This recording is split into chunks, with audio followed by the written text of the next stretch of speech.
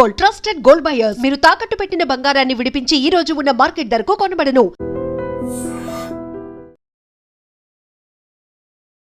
ఎలక్షన్లు రాగానే బీసీలకు ఇట్లా మాటలు చెప్పుడు తప్పించి పదవులు ఇచ్చేది లేదు. రాజకీయంగా వాళ్ళని ఎదగనియ్యరు, తొక్కి పడేస్తారు.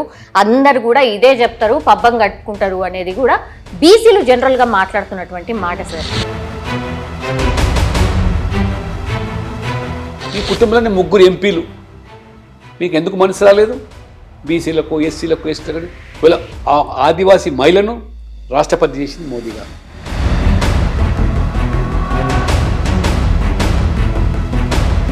కాళేశ్వరం ప్రాజెక్ట్ మీరు ఫస్ట్ నుంచి కూడా చెప్తున్నారు, అది ATM, any time money for. ఇప్పుడు ఏకంగా కాంగ్రెస్ పార్టీ దాని మీద సిబిఐ విచారణ చెయ్యండి అని. వాళ్ళ అవినీతి మాత్రం ఖచ్చితంగా ఏ రకంగా కట్టడి చేయాలా, అవినీతి సొమ్మును కక్కించాలనేది.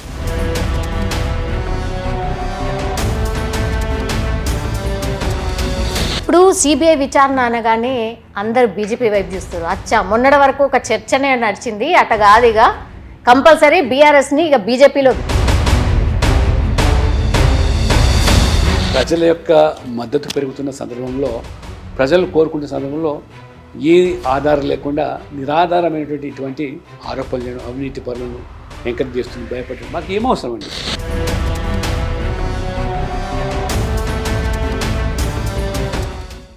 నమస్తే, వెల్కమ్ టు ఐ డ్రీమ్. మనతో పాటు ఈరోజు స్పెషల్ గెస్ట్ ఉన్నారు, బీజేపీ పార్లమెంటరీ బోర్డు సభ్యులు, అట్లాగే Rajya Sabha MP, then OBC Morcha జాతీయ అధ్యక్షులు డాక్టర్ లక్ష్మణ్ గారు.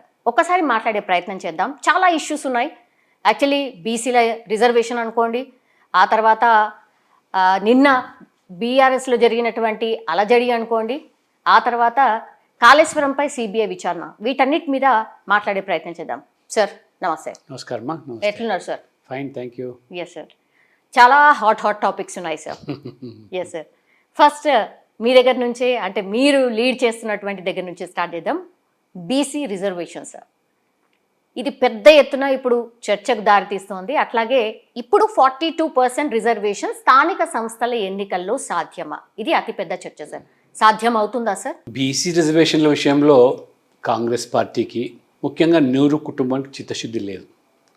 బీసీల యొక్క సంక్షేమం కానీ, బీసీల రిజర్వేషన్ విషయంలో కానీ కాంగ్రెస్ లేదా నెహ్రూ కుటుంబం యొక్క డిఎన్ఏ ఈ రిజర్వేషన్ విషయం చూస్తే రైట్ ఫ్రమ్ ద డే 1 1955లో బీసీల సంక్షేమం కోసం కాకా కల్లేకర్ కమిషన్ వేస్తే ఆ నివేదికను కనీసం పార్లమెంట్ చర్చించకుండా 17 సంవత్సరాలు ప్రధానమంత్రిగా ఉన్నారు నెహ్రూ గారు, బుట్ట దాఖలు చేశారు.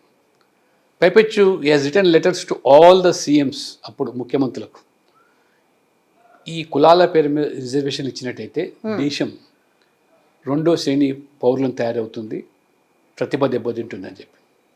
మండల్ కమిషన్ కూడా 1978లో మొరార్జీ ప్రభుత్వం, జనతా పార్టీ, 90లో విపి సింగ్ మండల్ కమిషన్ సిఫార్సులు చేస్తే 27% ఓబీసీలకు రిజర్వేషన్లు ఇవ్వాలి విద్యా ఉద్యోగంలో. అంటే ప్రతిపక్ష నాయకుడిగా రాహుల్ గాంధీ 1:40 ఆ రిజర్వేషన్లను వ్యతిరేకిస్తూ బీసీల పేరు మీద రిజర్వేషన్లు ఇవ్వడం సబబు కాదు, ప్రతిభ దెబ్బతింటుంది, ఏదైనా రిజర్వేషన్లు ఇవ్వాలంటే ఆర్థిక ప్రాతిపదికన ఇవ్వాలి కానీ కులాల పేరు మీద ఇవ్వకూడదని వాదించినటువంటి రాజీవ్ గాంధీ ఈరోజు వాళ్ళకు ఎనలేని ప్రేమ బీసీల మీద ఒలకబోస్తుందంటే ఇది మొసలి కన్నీరు మాత్రమే. 42% రిజర్వేషన్లు. ఒకవైపు ఇందిరా సాహ్ని కేసు 50% సీలింగు రిజర్వేషన్లు దాటకూడదని ఎన్నికల ముందు మేనిఫెస్టోలు పెట్టి మీరు ఓట్లు దండుకున్నారు. రేవంత్ రెడ్డి గారు 22 నెలల తర్వాత అసెంబ్లీలో బిల్లు పెట్టామని చెప్తున్నారు. నిజంగా మీకు చిత్తశుద్ధి ఉన్నట్టయితే మీరు కామారెడ్డి డిక్లరేషన్, రాహుల్ గాంధీ పొద్దున్న లేస్తే రాజ్యాంగం పుస్తకం పట్టుకొని బీసీల హక్కులు, బీసీ రిజర్వేషన్లు, ఎస్సీ ఎస్టీ మాట్లాడుతున్నాను. 42% రిజర్వేషన్లు అని 6 నెలల్లోనే కామారెడ్డి డిక్లరేషన్ అంటే సంవత్సరానికి 20,000 కోట్లు బీసీల సంక్షేమం ఖర్చు పెడతా అన్నారు. బీసీ సప్లాన్ అన్నారు, అదే రకంగా ఫెడరేషన్లు అన్నారు, బీసీ వర్గీకరణలు చేసి వరకు 42% విద్య, ఉద్యోగం, స్థానిక సంస్థలు అన్నారు. మీరు మొదలు ఆర్డినెన్స్ తీసుకొచ్చారు, ఆర్డినెన్సు మళ్ళీ తర్వాత గవర్నరు బిల్ పెట్టి ఆమోదం అన్నారు, రాష్ట్రపతి అన్నారు, ముఖ్యమంత్రి పోయి ఢిల్లీలో ధర్నా చేశాడు. మళ్ళీ మొదటికి వచ్చి ఇప్పుడు బిల్లు పెట్టి బిల్ తర్వాత జియో ద్వారా రిజర్వేషన్ అమలు చేస్తాడు. ఒకటి, న్యాయపరమైన చిక్కులు అధిగమించడానికి తీసుకున్న చర్యలు ఏమీ లేవు. మేము ఏదో పెట్టాము మరి ఎగ్జాక్ట్లీ సార్, ఇదే నడుస్తోంది. ఇది మళ్ళా పోయి కోర్టులో కేసు అవుతుంది, అది అక్కడికే ఆగిపోతుంది. ఇవన్నీ కూడా డ్రామాలు, అన్ని పార్టీలు ఆడుతున్న డ్రామాలు అంటున్నారు, మీతో సహా మిమ్మల్ని కలిపి. మేము ఎక్కడ కూడా తప్పుడు వాగ్దానాలు చేయలేదు. ఇవాళ నరేంద్ర మోడీ గారు ప్రధానమంత్రి అయిన తర్వాత బీసీలకు ఏదైనా మేలు జరిగిందంటే నేషనల్ లెవెల్ ఉన్న బీసీ కమిషన్కు కాన్స్టిట్యూషనల్ స్టేటస్ ఇచ్చింది మోదీ గారు. అన్ని సంవత్సరాలు కాంగ్రెస్ అధికారులు ఉన్నది, 10 సంవత్సరాలు యూపీ ఉంది, మీకు మనసు రాలేదు అంటే కాన్స్టిట్యూషనల్ స్టేటస్ ఇవ్వడం వల్ల బీసీల రైట్స్, రిజర్వేషన్స్ 27% సెంట్రల్లో ఏదైతే ఎంప్లాయ్మెంట్, ఎడ్యుకేషన్ ప్రాపర్గా ఇంప్లిమెంట్ చేయకపోతే లీగల్ స్క్రూటినీ చేయడానికి అది ఆ యొక్క కోరలు లేని కమిషన్కు పూర్తిగా ఇవాళ రైట్స్ ఇచ్చి కాపాడింది మోదీ గారు. కేంద్రంలో 27 మంది ఓబీసీలను మంత్రులను చేసింది మొదటిసారిగా ఈ స్వాతంత్ర దేశంలో నరేంద్ర మోడీ గారు. ఒక ఓబీసీ వ్యక్తిని, పేద కుటుంబ వ్యక్తిని ప్రధానమంత్రి చేసింది ఇవాళ భారతీయ జనతా పార్టీ. ఇవాళ నేను అడుగుతున్నా రేవంత్ రెడ్డి గారు, 42% రిజర్వేషన్లు అంటున్న మీరు, మీ మంత్రివర్గంలో ఎంతమంది బీసీలు ఉన్నారు? మీ నామినేటెడ్ పదవులు ఎంతమంది బీసీలు ఉన్నారు? మీ ప్రభుత్వంలో ఎంతమంది అధికారులకు బీసీలను ఐఏఎస్ వాళ్ళకు బాధ్యతలు ఇచ్చారు? కాబట్టి బీసీలు అమాయకులు కాదు, మోసపడి. ఇవాళ నరేంద్ర మోడీ గారు ప్రధానమంత్రి విశ్వకర్మ అని చేతి వృత్తుల మీద ఆధారపడే వర్గాలు, నేత, గీత, మత్స, కమ్మరి, కొమ్మరి, వడ్రంగి, చాకలి, మంగలి, వీళ్ళ అభ్యున్నతి కోసం ఒక చక్కటి పథకాన్ని తీసుకొచ్చి ఆర్థికంగా సహాయం చేయడం, ఈ రకంగా వాళ్ళు అనేకమైనటువంటి కార్యక్రమాలు వారు తీసుకొచ్చి ఇవాళ పేదవాళ్లకు ఖాతాలు లేకపోతే బ్యాంకులో ఖాతాలు తెరిపించి ప్రభుత్వం యొక్క ఆర్థిక సహాయాన్ని బ్యాంకుల్లో నేరుగా చేస్తున్నారు. అంటే ఎక్కడ కూడా దళారీ వ్యవస్థ లేకుండా. ఎలక్షన్లు రాగానే బీసీలకు ఇట్లా మాటలు చెప్పుడు తప్పించి పదవులు ఇచ్చేది లేదు, రాజకీయంగా వాళ్ళని ఎదగనియ్యరు, తొక్కి పడేస్తారు, అందరు కూడా ఇదే చెప్తారు, పబ్బం కట్టుకుంటారు అనేది కూడా బీసీలు జనరల్గా మాట్లాడుతున్నటువంటి మాట సార్. ఇప్పుడు కాంగ్రెస్ పార్టీ ముందుకొచ్చింది, అన్ని పార్టీలు రావచ్చు కదా, మేము కూడా సహకరిస్తాం అనొచ్చు కదా, ఏదో ఒక కొర్రి పెడతారు, దాన్ని ఆపేస్తారు అనేది కూడా చాలా మంది బీసీలు మాట్లాడుతున్న మాట సార్. మీరు ఒక మాట అన్నారు, 27 మందికి కేంద్రంలో మంత్రి పదవులు ఇచ్చింది ఓబీసీలకు బీజేపీ. సరిపోతుందా అని అడుగుతున్నారు. చెప్తాను నేను, నాలాంటి ఒక సామాన్య కార్యకర్త ఇవాళ పార్టీని నమ్ముకొని పనిచేసే వాళ్ళకి జాతీయ స్థాయిలో ఇవాళ ఉత్తరప్రదేశ్ నుంచి రాజ్యసభ సభ్యులుగా ఇచ్చింది. పార్లమెంట్ బోర్డు అంటే మీరు తెలుసుకోవాలి, highest policy making body in the country. ప్రపంచంలో అతిపెద్ద పార్టీ, అందులో 11 మంది సభ్యులు. నరేంద్ర మోడీ గారు, అమిత్ షా గారు, రాజ్నాథ్ సింగ్ గారు, నడ్డా గారు, వీళ్ళతో నన్ను ఈ తెలుగు రాష్ట్రం నుంచి ఒక పార్లమెంట్ బోర్డు మెంబర్గా తీసుకున్నానంటే బీసీల పట్ల, తెలుగు ప్రజల పట్ల ఉన్న గౌరవం. ఈ రకంగా మోదీ గారు ప్రధానమంత్రి, జన్ధన్ యోజన, ముద్ర, స్టార్టప్ ఇండియా, ఇవన్నీ కార్యక్రమాలు, అందులో ఎక్కువగా లబ్ధి పొందుతుంది ఎవరంటే పేదవాళ్ళు, బీసీ, ఎస్సీ, ఎస్టీలు, మహిళలు. ఇది వ్యత్యాసం. మీరు ఏనాడు కూడా మీరు బీసీలకు రిజర్వేషన్ కావాలని ఆ రోజు అనేక కమిషన్లు సిఫార్సు చేస్తే బుట్టదా కలిసారు. ఇవాళ నేను చూస్తున్నాను లాస్ట్ 3 డేస్గా కూడా ఈ ఆగస్టు 31 ఈ సంచార జాతర విముక్తి దివస్ జరుపుతున్నారు. అంటే సంచార జాతర అంటే చాలా అతి దారుణంగా వాళ్ళ బతుకులు, ఒక ఊరు నుంచి ఒక ఊరు సంచారం చేసి, ఓటు లేదు, ఆధార్ కార్డు లేదు, రేషన్ కార్డు లేవు, వాళ్ళ పిల్లలు చదువులు లేవు, వాళ్ళు మన సంస్కృతిని, సాంప్రదాయాన్ని కాపాడుతూ ధర్మం కోసం ప్రచారం చేసే వాళ్ళను ఎక్కడైనా లెక్కలు తీశారా మీరు? మన సర్వే అంటున్నారు, నేను తెలంగాణ అడుగుతున్నాను ముఖ్యమంత్రి రేవంత్ రెడ్డి, మీకు నిజంగా బీసీల పట్ల, పేదవాళ్ళ పట్ల అంత మమకారం ఉంటే రాహుల్ గాంధీ గారు చెప్పాలా, తెలంగాణలో సంచార జాతులు ఎంతమంది, మీ సర్వేలో ఎంతమంది వాళ్ళకి ఇవాళ రిజర్వేషన్లు కానీ వాళ్ళ కోసం కార్యక్రమాలు కానీ పథకాలు ప్రవేశపెట్టారా? మీరు సప్లాన్ అన్నారు బీసీల కోసం, అంటే జనాభా నిష్పత్తికి అనుగుణ బడ్జెట్ అన్నారు, 20,000 కోట్లు అన్నారు. 3 సంవత్సరాలుగా ఎంత బడ్జెట్ పెట్టారు? నామమాత్రం పెట్టి మోసం చేయడమే మీ విధానం. ఇది కాంగ్రెస్ అంటేనే బీసీ వ్యతిరేక పార్టీ. అది ఆ రోజు సీతారాం కేసరి ఒక బీసీ సామాజిక వర్గానికి సంబంధించిన వ్యక్తి ప్రెసిడెంట్ అయితే ఏ రకంగా ఆ రోజు సోనియా గాంధీ అవమానపరిచి మెడలు బట్టి బయటపడేశారో అధ్యక్షుడి నుంచి, ఇది వాళ్ళ చరిత్ర. వాళ్ళ కర్పూరి ఠాకూర్ ఒక చిన్న కులం నుంచి వచ్చి బీహార్కు ముఖ్యమంత్రి అయితే గౌరవించని మీరు ఇవాళ ఆయనకు పద్మశ్రీ ఇచ్చింది మోదీ గారి ప్రభుత్వం. అంత పేదరికంలో ఉన్న వ్యక్తి, బీసీల కోసం కొట్లాడే వ్యక్తి. మీరు బ్రతుకున్నప్పుడు మీరు భారతరత్న తెచ్చుకున్న మీ కుటుంబ సభ్యులకు రాహుల్ గాంధీ ఒక నినాదం ఇచ్చారు, సౌమ్య గారు గుర్తుంచుకోవాలా, మీరు గమనించాలి. ఏమన్నాడు? జితన ఆబాది ఉతన భాగ్యదారి, అంటే జనాభా ఎంత ఉంటే అంత వాటా వాళ్ళకు దక్కాలి అన్ని రంగాల్లో ఉన్నారు. నేను ఒక సూటిగా అడుగుతున్నాను, ఇవాళ మీ జనాభా ఎంత? రాహుల్ గాంధీ గారు, మీ కుటుంబం జనాభా ఎంత? మీ కుటుంబంలోనే 3 ఎంపీలు, మీకు ఎందుకు మనసు రాలేదు? బీసీలకు, ఎస్సీలకు, ఎస్టీలకు. ఇవాళ ఆదివాసీ మహిళను రాష్ట్రపతి చేసింది మోదీ గారు, ఒక దళితుని రాష్ట్రపతి చేసింది బీజేపీ, ఒక మైనార్టీని అబ్దుల్ కలాం గొప్ప శాస్త్రవేత్తను రాష్ట్రపతి చేసింది బీజేపీ. అక్కడే అవి చూసుకొనే ఆగిపోదామా, అవి చూసుకొనే మురిసిపోదామా, అంతేనా ఇక అది కూడా మీరు ఇస్తలేరు కదా. ఒక ఉన్నతమైన పదవులు ఇస్తే వాళ్ళలో ఒక గౌరవము, వాళ్ళకు ఒక నమ్మకము, విశ్వాసం పెంపొందిస్తున్నారు. ఇవాళ మోదీ గారు పేదవాడు 3 సార్లు ప్రధానమంత్రి అయితే రాహుల్ గాంధీ ఎందుకు ఓర్చుకోలేకపోతున్నాడు? 3 సార్లు ప్రజాస్వామ్యంలో ప్రజల మద్దతుతో, ఓటుతో గుజరాత్కు ముఖ్యమంత్రి అయినాడు. 3 సార్లు ప్రధానమంత్రి, దేశంలో మొదటి వ్యక్తి, ఒక వెనుకబడ్డ సామాజిక వర్గానికి సంబంధించిన వ్యక్తి 3 సార్లు ప్రధానమంత్రి కావడం. మీరు సహించలేక, జీర్ణించుకోలేక ఈ దేశాన్ని పాలించేదేదో మా హక్కు అని మీ నెహ్రూ కుటుంబం భావిస్తూ ఆయన కులం పేరు మీద మీరు అవమానిస్తారా? జనరల్లీ కూడా అసలు రాజకీయ నాయకులు పర్సనల్ ఎలిగేషన్స్కి వెళ్ళిపోతున్నారు సార్. సబ్జెక్ట్ మర్చిపోయి పర్సనల్ ఎలిగేషన్స్ వెళ్ళిపోతున్నారు. రాజకీయాలు అందరూ చూస్తున్నారు సార్. అందుకే ఓటింగ్ శాతం కూడా తగ్గిపోతుంది. మీకు కూడా తెలుసు సార్. ఇప్పుడు ఉన్నటువంటి సిచ్యువేషన్లో సార్ మీరు అన్నారు ఇక్కడ జరిగినటువంటి లెక్క తప్పుల తడక అన్నారు. దేశవ్యాప్తంగా కులగణన చేస్తాము అనేటువంటిది మీరు ప్రామిస్ చేసినటువంటి విషయం ఎప్పుడు స్టార్ట్ చేయబోతున్నారు? స్టార్ట్ అయిందా? 2026లో మొదటిసారిగా స్వాతంత్రం వచ్చిన తర్వాత నరేంద్ర మోడీ గారు తీసుకున్న సాహసోపేత చరిత్రాత్మక నిర్ణయం ఇదే. మీ కాంగ్రెస్ పార్టీ ఏమో అసలు ఇష్టం లేదు అన్నారు సార్. మరి ఎందుకో ఇష్టం లేని వారు మీరు దేశాన్ని 50 సంవత్సరాలు పాలించినారు కదా, మీకు ఎక్కడ ఇష్టం ఉంది? బ్రిటిష్ పాలనలో 1931లో జరిగిన చివరి జనాభా గణాంక వివరాలు కులంతో కొడుకున్నది 31లో. ఆ తర్వాత అధికారులకు వచ్చింది ఎవరు? స్వాతంత్రం తర్వాత నెహ్రూ గారే.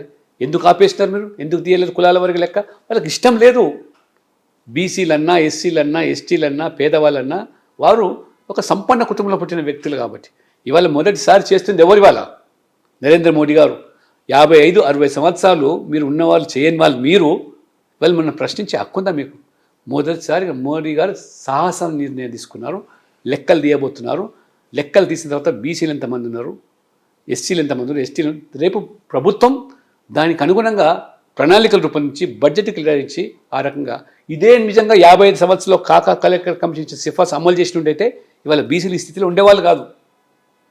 ఇవాళ రాహుల్ గాంధీ మాట్లాడుతూ లెక్కలు తీస్తున్నాడు.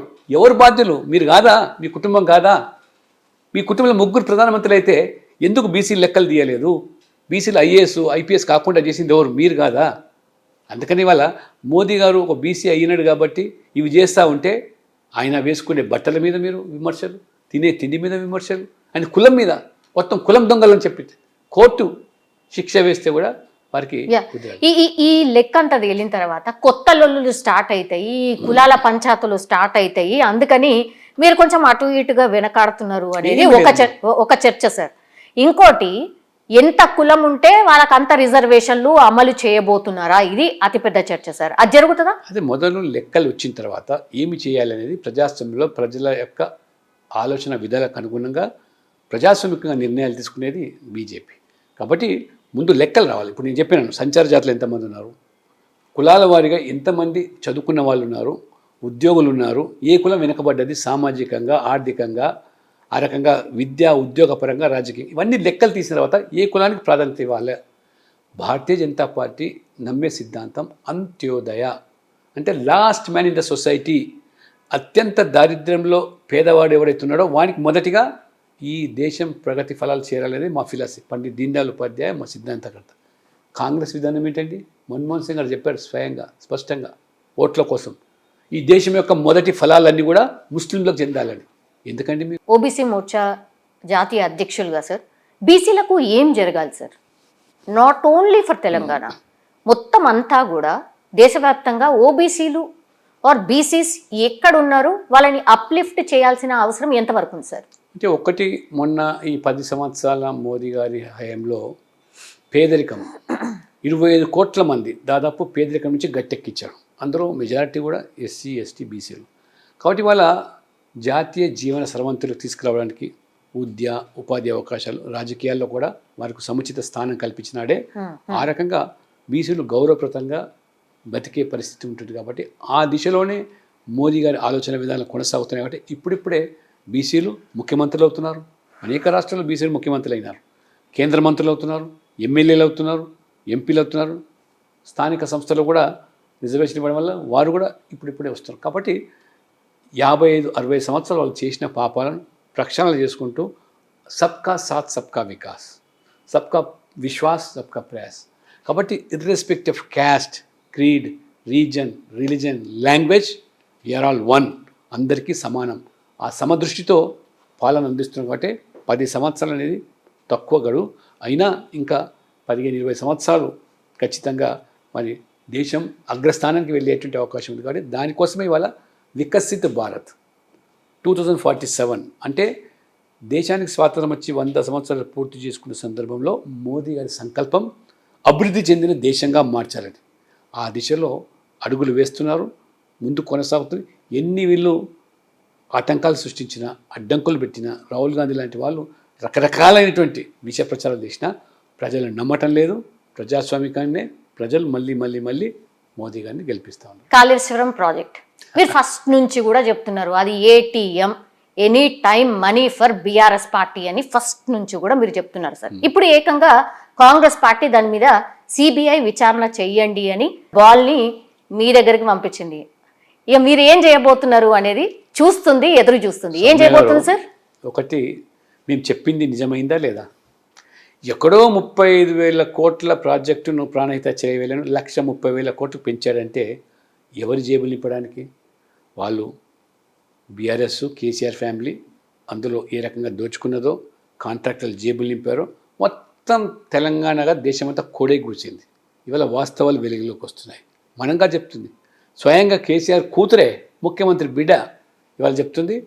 అందులో అవినీతిలో హరీష్ రావు వాళ్ళ సొంత బంధువు, సంతోషరావే బాధ్యులు. ఆ రకంగా మా నాయనకు చెడ్డ పేరు తీసుకొచ్చింది వీళ్ళే, అవినీతి మరకలు అంటించిందంటే అంటే వారు కూడా కేసీఆర్ అందులో భాగస్వాములైనారు. అంటే కేసీఆర్ గారు ఒక నియంతృత్వ ధోరణిలో తానే ఇంజనీర్గా ఎవరి మాటలు వినకుండా ఇష్టానుసారంగా మరి ఎక్కడ మరి నీళ్లను ఎక్కడ తీసుకొచ్చి ఏ రకంగా చేశారో, కమ్యూనిటీ కాదు మేడిగడ్డ నుంచి తీసుకొచ్చి ఈ రకంగా వాళ్ళ తెలంగాణ ప్రజల సొమ్ము, తెలంగాణ సాధించుకుని దేనికండి? నీళ్లు కావాలి, కొలువులు కావాలి, నిధులు రావాలి. కానీ ఏ రకంగా తెలంగాణ ప్రజల ఆశలను అడియాసలు చేసి తెలంగాణ కోసం అసూలు బార్చినటువంటి వాళ్ళ మరి ఆశల మీద, మీరు పునాదుల మీద ఏ రకంగా సంపాదించుకున్న ఆస్తులు వాళ్ళకి కవితను అంటున్నారు. బంగారు తెలంగాణ అంటే హరీశ్రావు, సంతోషం అంటే బంగారం అంటే బంగారు తెలంగాణ అంటే ఎంత సంపాదించారో వారు చెప్తున్నారు అనమాట. కాబట్టి మేము మొదటి నుంచి కూడా అది చెప్పాము. రేవంత్ రెడ్డి గారు ఏమన్నారు? సిబిఐ ఎంక్వైరీ జరగాల. ఎప్పుడు? ఎన్నికల ముందు ఆయన పిసిసి అధ్యక్షునప్పుడు సిబిఐ ద్వారానే న్యాయం జరుగుతుంది. మేము కూడా మొదలు చెప్పాము, మీరు ఈ రకంగా మీ దర్యాప్తుల వల్ల న్యాయం జరగదు, సిబిఐ ఎంక్వైరీ జరుగుతుంది. ఎందుకంటే ఇది అంతర్రాష్ట్ర సంస్థలతో కూడుకున్నటువంటి ప్రాజెక్ట్ ఇది. అదే కాకుండా అంతర్రాష్ట్రాల యొక్క పరిధితో కూడుకున్నటువంటి సమస్య. అనేక మంది ఆర్థిక సహాయాలు చేసే సంస్థలు. సిబిఐ ద్వారా జరిగినట్టయితే మరి నీళ్ళకు నీళ్లు, పాలకు పాలు తేలిపోతుంది. ఏమో సార్, దీని వెనకాల మొత్తం బీజేపీ ఉన్నది, బీజేపీ అంతా ఆడిస్తోంది. బీఆర్ఎస్ ని భయపెట్టియడానికి, బీఆర్ఎస్ ని తమలో కలుపుకోవడానికి, ఇక బీఆర్ఎస్ లేకుండా చేయడానికి అనేది ఆట కూడా నడుస్తుంది సార్. మరి ఇవాళ నేను చెప్తున్నా, క్యాగ్ తప్పుపట్టింది, నాసి రకం పనులు అవినీతి జరిగిందని. అదే రకంగా నేషనల్ మీకు ఏదైతే మీ డ్యామ్ సేఫ్టీ అథారిటీ వాళ్ళు కూడా మొత్తం దాన్ని తప్పు పట్టారు. ఈ రకంగా మీ స్టేట్ విజిలెన్స్ కూడా చెప్పింది మొత్తం అవినీతి జరిగింది. ఎవరైతే బాధ్యులైనారో వాళ్ళ మీద కఠిన చర్యలు తీసుకోవాల్సిందే. అంతేకాకుండా భవిష్యత్తులో ఇటువంటి అవినీతి కుంభకోణాలకు తావు లేకుండా ఇటు ప్రభుత్వాలు కానీ, అధికారులు కానీ, కాంట్రాక్టులు కానీ పాల్పడకుండా ఇది హెచ్చరికగా మారాలి. అది మా యొక్క ఆలోచన విధానం. కానీ ఇప్పటికైనా మరి రేవంత్ రెడ్డి గారు, మీరైతే ప్రూఫ్స్ ఉన్నాయి నా దగ్గర అని పిసిసి అధ్యక్షుడిగా చెప్పావు, అన్ని ఆధారాలు ఉన్నాయి, నేను సిబిఐకి ఇస్తాను, ఇచ్చారు కూడా అప్పుడు ఆ రోజుల్లో. ఇప్పుడు ముఖ్యమంత్రి నీవు, ప్రభుత్వం నీది, ఆధారాలన్నీ కూడా సమర్పించు సిబిఐకి. ఊరికే ఎందుకంటే అంటున్నారు మీరు అన్ని ఆధారాలు సమర్పించు అని ఎందుకు అంటున్నారో అర్థమైతలేదు. అంటే గతంలో ఆయన దగ్గర ఉన్నాయని మీరే చెప్తున్నారు. ఆయన ఇప్పుడు నేను చెప్పలేదు, ముఖ్యమంత్రి మరి ఇప్పుడు ఎందుకు డౌట్ వస్తుంది? లేదు, ఎందుకంటే ఇందుకు సమయం ఎంత తీసుకున్నావు? 20 నెలలు. అప్పుడే రాగానే 6 నెలల్లో బొక్కలు వేస్తాను, రూపాయి కక్కిస్తాను అని చెప్పిన నువ్వు 22 నెలలు అయింది. ఇప్పుడు ఎందుకు ఇంత లేట్ అయింది? అంటే మీ హైకమాండ్ ఏమైనా ఒత్తిడా? హైకమాండ్తో ఏమైనా లోపాయికారిగా బీఆర్ఎస్కు ఒప్పందం? ఎందుకంటే బీఆర్ఎస్ కాంగ్రెస్ రెండు వేరు కాదు, రెండు ఆత్మలు ఒకటే. అవినీతి విచిత్రంగా ఉంది సార్. అసలు నిజంగా ప్రజలు పెద్ద కన్ఫ్యూజన్ లో ఉన్నారు. మీరేమో వాళ్ళిద్దరు ఒకటి అంటారు, వాళ్ళేమో మీ ఇద్దరు ఒకటి అంటారు. అసలు ఎవరొకళ్ళు కన్ఫ్యూజన్ మీరు ఉండొచ్చు. ప్రజలు చాలా తెలివిగా ఉన్నారు, క్లారిటీతో ఉన్నారు. ఎక్కడ వాత పెట్టాలో అక్కడ వాత పెడుతున్నారు. వాళ్ళకు సమయం దొరికినప్పుడల్లా కూడా ఈ అవినీతి ఆనకొండలను ఏ రకంగా ఓడిస్తూ ఉన్నారో మీరు చూశారు. ఇప్పుడు ఏమంటుంది కవిత? అవినీతి ఆనకొండలు అంటుంది. ఈ అవినీతి ఆనకొండలు తయారు చేసేవారు మీ ప్రభుత్వం, మీ పార్టీ, మీ నాయనగారే కదా. కాబట్టి కాంగ్రెస్ లేదా బీఆర్ఎస్ వేరే రెండు ఆత్మలు ఒకటే. గతంలో అధికారులు మీరు రెండు పార్టీలు కలిసి కేంద్రంలో అధికారులు ఉన్నారు, రాష్ట్రంలో కూడా ప్రభుత్వాలు ఉన్నారు. కాబట్టి ప్రజలకు ఈ రెండు పార్టీలు ఏంటంటే బీజేపీ తిరుగులేని శక్తిగా దేశవ్యాప్తంగా మోదీ నాయకత్వంలో ఎదుగుతుంది. నిన్న కవిత గారు మాట్లాడుతూ ఇద్దరు పేర్లు ప్రస్తావించేశారు. అంటే ఇరిగేషన్కి సంబంధించిన ఆయన మొత్తం అంతా ఈ సిబిఐ విచారణకు దారి తీసిన పరిస్థితులంతా వీళ్ళిద్దరు వాళ్ళే అని చెప్పారు. ఇప్పుడు ఇంకో వర్షన్ ఏం వినిపిస్తుందంటే మరి కవిత గారినే పిలవచ్చు కదా, పిలిచి విచారణ చేయాలి సిబిఐ, మొత్తం అసలు ఎవరెవరు ఎంత తిన్నారో మొత్తం అంతా చెప్తుంది, అసలు ఇది ఒకటే కాదు వేరే వేరే అన్నీ కూడా బయటకు వస్తాయి అనేది కూడా ఒక చర్చ. మీరు కూడా నమ్ముతారా సార్? నేను కూడా అదే కోరుతున్నాను. ఎందుకంటే ఒకటేమో మద్యం కుంభకోణంలో కవిత కూరుకుపోయింది ఆమె, అందులో ఇప్పుడు ఏమంటున్నది ఈ హరీష్ రావు గారు, సంతోష్ రావు గారే మా నాయనను అవినీతి మరతకలు అంటించింది. అంటే మొత్తం మీద అవినీతి జరిగింది, కుంభకోణాలు జరిగింది, తేటతెల్లం అయిపోయింది. ఇవాళ అంటున్నాను, ఇవాళ ఎక్కడ వచ్చింది మీ దగ్గర ఇవాళ పంచాయతీ? అంటే ఈ అవినీతి సొమ్ముల పంపకాల పంచాయతీ వచ్చిందా, లేదా మీ పార్టీ పదవులు లేకపోతే వారసత్వం రాజకీయాల్లో పంపకంలో అడ్డం వచ్చిందా? అంతకుముందు లేనిటువంటి కవిత గారికి ఆలోచన ఇప్పుడు ఎందుకు వస్తుంది, ఎందుకు బయలు చేస్తుంది అంటే ప్రజలు అర్థం చేసుకుంటున్నాం. కాబట్టి మీ ఇంటి పోరు తెలంగాణ ప్రజలకు సంబంధం లేదు, మీ ఇంటి తగాదాలు తెలంగాణ సమాజానికి ఏమాత్రం సంబంధం లేదు. కాబట్టి మీ నాటకాలు, డ్రామాలు ఎప్పుడు మళ్ళీ పంపకాలు సరిగ్గా జరిగిపోతే మళ్ళీ ఒకటైపోతారో ఇవన్నీ కూడా ప్రజలకు అనుమానం ఉన్నాయి. కాబట్టి ప్రజలకు మాకు వాళ్ళ గొడవలతో సంబంధం లేదు.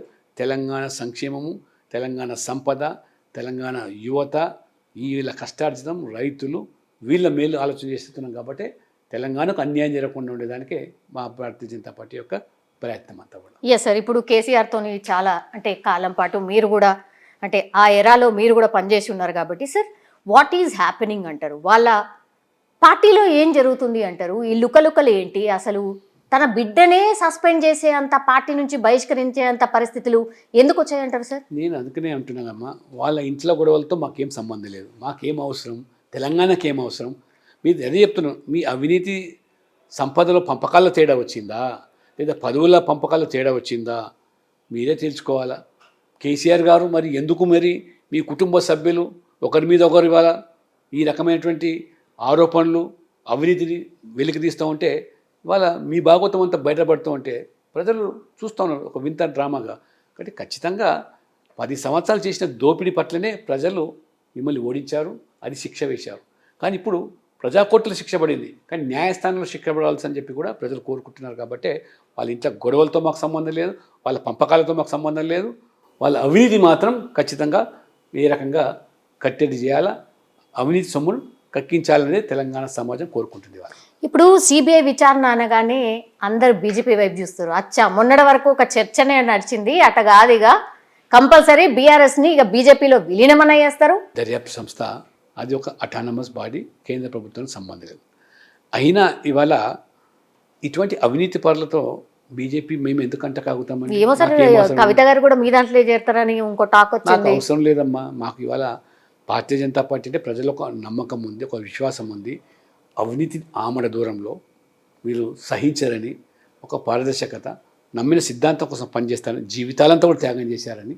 కాబట్టి మాకున్న ఆలోచన విధానం, మా సిద్ధాంతాలన్నీ కూడా ఖచ్చితంగా మమ్మల్ని వాళ్ళ ఖచ్చితంగా ప్రజలు అధికారం ఇచ్చే అవకాశం కనబడుతుంది. కాబట్టి మేము ఎక్కడ ఎవరితో రాజీ పడము. ఈ యొక్క షార్ట్ కట్ మెథడ్స్ రాజకీయాలు మాకు అవసరం లేదు. దీర్ఘకాలిక పోరాటంతో 40 సంవత్సరాలు నేను రాజకీయాల్లో పార్టీలో పనిచేస్తున్నాను, ఒకటే పార్టీలో పనిచేస్తున్నాం. కేవలం అధికారం కోసం కాదు, సమాజంలో బాగుపడాలి, దేశం కోసం అని చెప్పి ధర్మం కోసం పనిచేస్తాం. కాబట్టి ఆ ధర్మం దేశం నిలబడే మేము కట్టుబడి ఉన్నాం తప్పితే ఈ అవినీతి ఆనకొండలు చేర్చుకొని మొత్తం మేము భ్రష్టు పట్టాలని మాకు ఏం కించిత ఆలోచన లేదు. యా, బీజేపీ మీద ఇంకో ఎలిగేషన్ ఉంది సార్. బీజేపీ ఎక్కడ కూడా డైరెక్ట్గా అవినీతికి పాల్పడదు, కానీ అవినీతి ఎవరైతే చేస్తారో వాళ్ళని మాత్రం ఇట్లా చేస్తూ ఉంటుంది, భయపెట్టిస్తుంటుంది అనేది కూడా మీ మీద అట్లా ఎందుకు వచ్చింది మరి తెలియదు సార్. అది ప్రజలు కాదు, కొన్ని పార్టీలు సంస్థలు ఆ రకంగా మా మీద ప్రచారం చేయడం, ప్రజల యొక్క మద్దతు పెరుగుతున్న సందర్భంలో, ప్రజలు కోరుకునే సందర్భంలో ఏ ఆధారం లేకుండా నిరాధారమైనటువంటి ఇటువంటి ఆరోపణలు చేయడం, అవినీతి పరులను ఎంకరేజ్ చేస్తుంది, భయపెట్టడం మాకు ఏమవసరం అండి. మేము కోరుతుంది ప్రజలు మా పక్షానికి చేరాలని, ప్రజలు మా కోసం రావాలి, ప్రజల కోసం మేము పనిచేస్తున్నాం. ప్రజలు అందరూ సబ్కా సాత్ సబ్కా వికాసం, అన్ని వర్గాలకు న్యాయం జరగాలి, సమపాలన జరగాలనేది మా ఆలోచన. అందరినీ కలుపుకోవే ప్రయత్నం, కానీ ఈ అవినీతి పనులను కలుపుకోవాలనేది మాకు ఏమాత్రం కూడా ఆలోచన లేదు. సార్ 8 మంది సభ్యులు మీకు అంటే అసెంబ్లీలో ఉన్నారు, ఆ తర్వాత మళ్ళా పార్లమెంటరీ సభ్యులు ఉన్నారు. అయినా సరే అంత గట్టి పోరాటం లేదు, ఎందుకో జర మెతకైపోయింది బీజేపీ, అసలు పోరాటాలు కూడా చేస్తలేదు, పబ్లిక్లో ఉండలేదు. ఇట్లాంటిది ఎందుకు సార్ మీ మీద బాగా చర్చ ఎందుకు నడుస్తుంది, ఎందుకు ఇట్లా అవుతుంది? అంటే మీడియాలో కొన్ని వస్తున్నాయి కథనాలు, చర్చలు, కానీ వాస్తవంగా మేము సంస్థాగతంగా చాలా పటిష్టంగా ఉన్నాం. బూత్ స్థాయి నుంచి రాష్ట్ర స్థాయి వరకు కూడా అన్ని మా సంస్థాగత ప్రక్రియ ఒక 6 మాసాల గతంలో జరిగింది. సంస్థాగత ప్రక్రియ పూర్తయిపోయింది. అది కొత్తగా ఏర్పడ్డ ప్రభుత్వాన్ని కూడా 1 సంవత్సరం 2 సంవత్సరాలు గడువు ఇవ్వాల్సింది, గడువు ఇచ్చాము, అయిపోయింది. పోరాటాలు మొదలవుతాయి, ఇంకా ఉద్యమాలు తట్టుకోలేరు. ప్రజలకు ఇచ్చిన హామీలు, కాంగ్రెస్ పార్టీ గ్యారంటీలు అమలు చేయకపోతే వారు వెంటాడతాం, వాళ్ళను వదిలే ప్రసక్తి లేదు. ఫస్ట్ మీకు వచ్చే పరీక్ష ఏంటంటే సార్, ఒకటేమో స్థానిక సంస్థల ఎన్నికలు రాబోతున్నాయి ఒకటి, ఇంకోటి జూబ్లీ హిల్స్ బైపోల్ సార్. హైదరాబాద్లో మొన్న లాస్ట్ టైము మన జిహెచ్ఎంసీ ఎలక్షన్స్ అప్పుడు 46 48 వచ్చినాయి మీకు కార్పొరేటర్స్, 48 కార్పొరేటర్స్ ఉన్నారు సార్. సో ఎంత బలంగా మీరు ఢీకొట్టబోతున్నారు జూబ్లీ హిల్స్ బైపోల్లో? ఆల్రెడీ మీ గ్రౌండ్ వర్క్ స్టార్ట్ అయిందా? ఎవరు బరిలోకి ఉండబోతున్నారు? ఇంకా ఎన్నికల ప్రకటన రాలేదు, ఇంకా 3 నెలలు ఉంది సార్, 2 నెలలు 3 నెలలు. బట్ మాకు ఆల్రెడీ సంస్థాగతంగా నిర్మాణం ఉన్నది. మొన్ననే కొత్తగా పోలింగ్ బూత్ వేసుకున్నాం, డివిజన్ కమిటీలు వేసుకున్నాం, చక్కటి స్ట్రక్చర్ మాకున్నది. ప్రభుత్వ వైఫల్యాలు, బీఆర్ఎస్ యొక్క కూలిపోయింది. నేను మొన్న ఒక మాట అన్నాను ఢిల్లీలో, మీరు గమనించారో లేదో, ఈ కాళేశ్వరం ఏమో 3 స్తంభాలు కూలిపోయినాయి, బీఆర్ఎస్ ఏమో 3 ముక్కలు అయిపోయిందని. కాబట్టి ప్రజలు మా వైపు చూస్తున్నారు ప్రత్యేకంగా. బీఆర్ఎస్ వైఫల్యాలు, బీఆర్ఎస్ అంతర్గత కలహాలు, వాళ్ళ అవినీతి, వాళ్ళ పరిపాలన, ప్రజలు ఈ పాటికే బీఆర్ఎస్కు వారు మొత్తం రాజకీయంగా సమాధి కట్టేశారు. కాంగ్రెస్ మీద ఉన్న నమ్మకాలు వమ్మైపోతున్నాయి. రాష్ట్ర అధ్యక్షులు రామచంద్రరావు గారు సార్, ఆయన బలం సరిపోతలేదు, చాలా మెత్తగా సౌమ్యుడు, ఇట్లయితే ఏడ నడుస్తుంది, కష్టం కదా అనేటువంటిది. అంటే మీరు గతంలో కూడా మీరు కూడా చేసిరు, మీరు కూడా అట్లనే చాలా సౌమ్యంగా ఉంటారు. సేమ్ అట్లనే రామచంద్రరావు గారు కూడా అట్లనే సౌమ్యులు. ఇప్పుడు రాజకీయాలు ఏడా అట్లున్నాయా అంటే 1 to 1 మాట్లాడాలి, ఈటికా జవాబు పత్తరసే అంటారు చూడండి, గట్ల అయిపోయినాయి రాజకీయాలు. గంత మెత్తగా ఉన్నటువంటి వాళ్ళు ఎట్లా సరిపోతారు అనేది కూడా ఒక చర్చ సార్. సౌమ్య గారు, బీజేపీ లాంటి పార్టీలో వ్యక్తులు మాత్రమే ప్రధానం కాదు, మా యొక్క విధానము, పనితీరు, సిద్ధాంతాలు, మా యొక్క సంస్థాగత పటిష్టత. అంటే రామచంద్ర గారు పార్టీలో కొత్తవాడేం కాదు, 40 సంవత్సరాలుగా పార్టీలో ఉన్నాడు. ఒక అడ్వకేటు, ఒకసారి ఎమ్మెల్సీగా పనిచేసినాడు, అనుభవం ఉన్న వ్యక్తి. ఇవాళ ఒక వ్యక్తే పార్టీని తెలంగాణలో గెలిపిస్తేటువంటి పరిస్థితి కాదు. అందరం సమిష్టి నిర్ణయాలతో, సమిష్టి నాయకత్వంతో తెలంగాణలో బీజేపీని అధికారంలో తీసుకురావడమే లక్ష్యంగా, ధ్యేయంగా మేము పనిచేస్తున్నాం. మేము మోదీ గారికి కానుకగా తెలంగాణ ప్రభుత్వం అధికారంలో తీసుకొచ్చి కానుకగా ఇవ్వాలనే ఒక ఆశయంతో మేము పనిచేస్తాం. అధికారం దేనికోసం? మేము అనుభవించడానికి కోసం కాదు. అధికారం అనేది పేదల సంక్షేమం కోసం, తెలంగాణ అభివృద్ధి కోసం, మిగతా రాష్ట్రాలకు ధీటుగా తెలంగాణను తీర్చిదిద్దడానికి కోసం, అంతేగాని అధికారం కోసం పనిచేసేటువంటి నైజం ఇవాళ మాకు కాదు. అనేక దశాబ్దాలుగా ఎందుకు పార్టీలు చేరాం? ఎమ్మెల్యేలు అయిపోతాం, ఎంపీలు అవుతాం, మంత్రులు అవుతామని చేరలేదు. ఈ దేశం కోసం అనే లక్ష్యంతో మేము పనిచేస్తున్నాం. ఖచ్చితంగా తెలంగాణలో అది సాధిస్తాం అనేటువంటిది నమ్మకంతో మేము ముందుకు పోతున్నాం. రాజా సింగ్ లాంటి నాయకులని దూరం చేసుకొని ఇది సాధ్యమవుతుందా సార్? సరే, అది పార్టీ పరంగా కొన్ని నిర్ణయాలు కొన్ని కారణాల వల్ల జరిగి ఉంటాయి. అంటే పార్టీలో కూడా ఏంటంటే కొన్ని క్రమశిక్షణలు ఇవన్నీ కూడా పరిగణలోకి తీసుకొని కొన్ని నిర్ణయాలు తీసుకుంటవచ్చు. కాబట్టి అందుకని చెప్తాను, వ్యక్తులు ముఖ్యం కాదు పార్టీకి. ఇవాళ మా యొక్క పనితీరు, మా యొక్క పెట్టుబడే, మా యొక్క విధానాలు ఏ రకమైనటువంటి అవినీతి రహితంగా, బంధుప్రీతి లేకుండా, కుటుంబ పాలన లేకుండా ఏ రకంగా రాజకీయాలు చేస్తున్నామో ప్రజలు గమనిస్తున్నారు కాబట్టి మాకు పట్టం కడుతున్నారు. Yes sir, thank you sir. చాలా విషయాలు, చాలా వాటి గురించి చెప్పిర్రు. Thank you sir, thank you so much. Thank you అమ్మా, thank you very much. And don't forget to subscribe to iDream. And for more videos, Please subscribe to iDream. Please subscribe to iDream. Please subscribe iDream. And please subscribe to iDream. For more videos, subscribe to iDream. please like, share, and subscribe to the channel. Congratulations, iDream. Subscribe to iDream. Subscribe to iDream. So subscribe to iDream Media. iDream team అందరికి huge congratulations. Please subscribe iDream Media. Please subscribe to iDream. Subscribe iDream. Please subscribe to iDream. iDream అంటే నా కళల ఛానల్ను subscribe చేసుకున్న నోరు తిరుగుతలేదు, మీరైతే గంట గుర్తు కొట్టండి. For more such videos, please subscribe to iDream. Subscribe to iDream. Please subscribe to iDream. Please subscribe iDream Media. Please do subscribe to iDream. Please subscribe to iDream Media. For best entertainment and information, please subscribe iDream.